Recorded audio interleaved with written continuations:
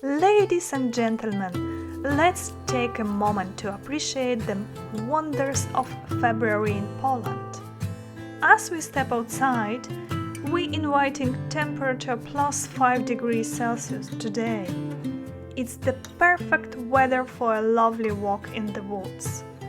Nature, it seems, is stirring, sensing the shift in the air, the lengthening days. And me? I breathe deeply, filling my lungs with clear air. This unexpected taste of spring is a reminder that even in the depth of February, hope and renewal are never far away.